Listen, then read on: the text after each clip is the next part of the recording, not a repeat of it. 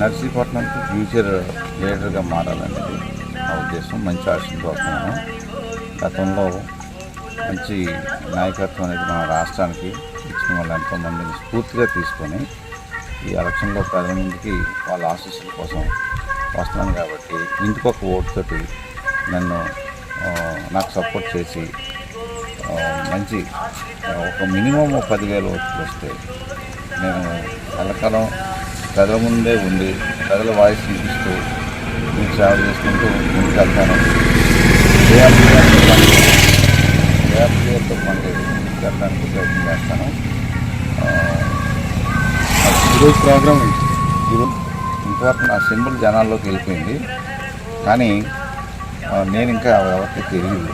అందువల్ల అందరికీ కనిపించాలనే ఉద్దేశంతో రోజు అందరికీ కనిపిస్తూ అభివాదం చేస్తూ వాళ్ళ బ్లెస్సింగ్స్ కోసం బయలుదేరుతున్నానండి. ఈరోజు మా గొల్లుగొండ మండలం కవర్ చేస్తామండి.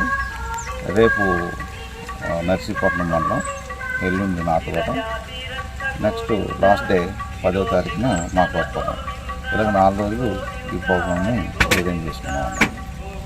ప్రజలకు ఎటువంటి మీ ఓట్లు వేస్ట్ చేయకుండా అనవసరంగా ఏ పార్టీ వస్తే ఈ రాష్ట్రానికి మంచి జరుగుతుంది, ఎవరు రావడం వల్ల ప్రజలకు మేలు జరుగుతుంది అని అనుకుంటున్నారో ఆ అభ్యర్థికి, ఆ పార్టీకి మీరు సపోర్ట్ చేసి అధికారంలో తీసుకొచ్చే విధంగా మీ ఓట్లు వేస్తారని చెప్పేసి ప్రజలందరినీ కోరుకుంటున్నాను.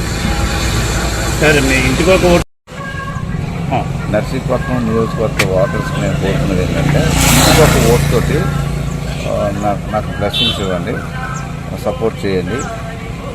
తర్వాత మిగిలిన ఓట్లు ఏవైతే ఉన్నాయో ఖచ్చితంగా ఈ అభ్యర్థి గెలుస్తాడు, మనకి మేలు చేస్తాడు అనే క్యాండిడేట్ ఎవరు ఉంటారో వాళ్ళు చేసుకోండి.